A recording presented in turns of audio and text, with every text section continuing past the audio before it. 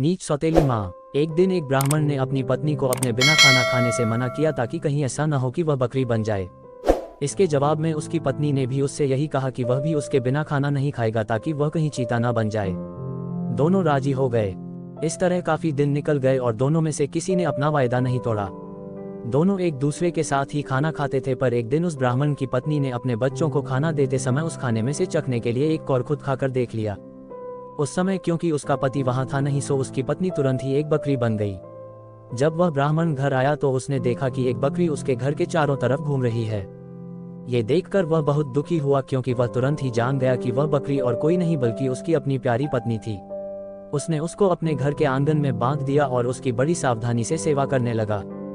कुछ साल बाद उसने दूसरी शादी कर ली, पर उसकी दूसरी पत्नी उसकी पहली पत्नी के बच्चों के साथ बिल्कुल भी अच्छा व्यवहार नहीं करती थी। वह तो उनको खाना भी बहुत कम देती थी। वे बच्चे बेचारे बहुत परेशान रहते थे। उनकी बकरी माँ उनकी शिकायतों को सुनती रहती, पर वह बेचारी भी कुछ नहीं कर सकती थी।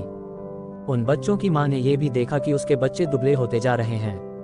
इसलिए एक दिन उसने अपने बच्चों में से एक बच्चे को अपने पास बुलाया और उससे दूसरों को भी यह बात चुपचाप बताने के लिए कहा कि जब भी उनको भूख लगे तो वे एक डंडी से उसके सींगों को मारें। ऐसा करने से उसके सींगों में से कुछ खाना निकल आएगा जिसे वे खा सकते थे।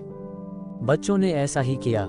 अब जब भी उनको भूख लगती तो वे अपनी बकरी माँ के सींगों में डंडी मारते, इससे उनमें से कुछ खाना निकल आता और वे उसको खाकर अपना पेट भर लेते। इससे धीरे धीरे उनकी तंदुरुस्ती अच्छी होने लगी। पर यह तो उस सौतेली माँ की उम्मीदों के खिलाफ हो रहा था। उसके सौतेले बच्चे तो बजाय दुबले होने के और ज्यादा तंदुरुस्त होते जा रहे थे, जबकि वह खुद उनको बहुत कम खाना देती थी। वह उनको इतना तंदुरुस्त देखकर बहुत ही ताज्जुब में पड़ गई कि यह सब कैसे हो रहा था। कुछ समय बाद उस ब्राह्मण की दूसरी पत्नी ने एक आंख की बेटी को जन्म दिया। वह अपनी उस कानी बेटी को बहुत प्यार करती थी और उसकी किसी भी जरूरत को तुरंत ही पूरा करने को तैयार रहती थी जिसको वह समझती थी कि वह उसको चाहिए।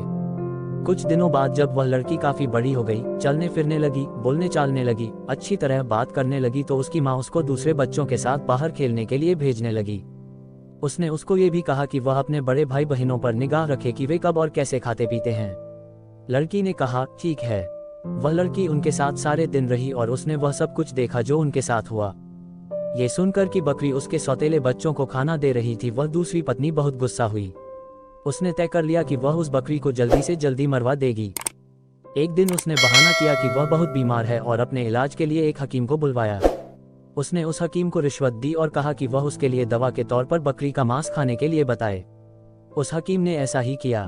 ब्राह्मण अपनी पत्नी की बीमारी के लिए बहुत चिंतित था और हालांकि वह बकरी को बिल्कुल मारना नहीं चाहता था, फिर भी वह अपनी दूसरी पत्नी को ठीक करने के लिए उस बकरी को मारने को लिए तैयार हो गया। पर यह सुनकर उसकी पहली पत्नी के छोटे छोटे बच्चे बहुत रोए। वे बहुत दुखी होकर अपनी बकरी माँ के पास गए और उसको जाकर सब बताया।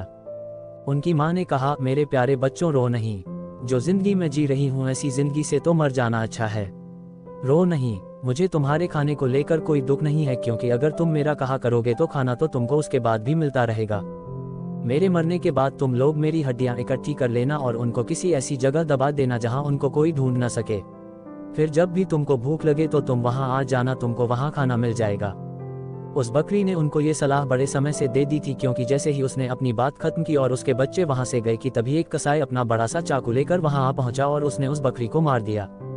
उस बकरी के शरीर को टुकड़ों में काटकर पका दिया गया। ब्राह्मण की पत्नी ने उस बकरी के मांस को खाया, पर बच्चों को केवल हड्डियां ही मिली। बच्चों ने उन हड्डियों का वही किया जो उनकी बकरी माँ ने उनसे करने के लिए कहा था। उन्होंने उसकी हड्डियां एक ऐसी जगह दबा दी जहां उन्हें कोई ढूंढ नहीं सकता था। जब उनको खाने की जरूरत होती तो वे वहां जाते और उन हड्डियों से खाना मांग लेते और उनको खाना मिल जाता। सो अब उनको फिर से खाना रोज और खूब मिल रहा था।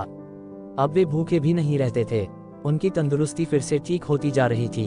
उस बकरी के मर जाने के कुछ समय बाद ब्राह्मण की पहली पत्नी की एक बेटी पानी के नाले में अपना चेहरा धो रही थी कि उसकी नाक की लौंग खुल गई और पानी में गिर गई। एक मछली पानी के साथ साथ उसको भी पी गई। अब हुआ ये कि एक मछियारे ने वह मछली पकड़ ली और राजा के रसोइये को बेच दी।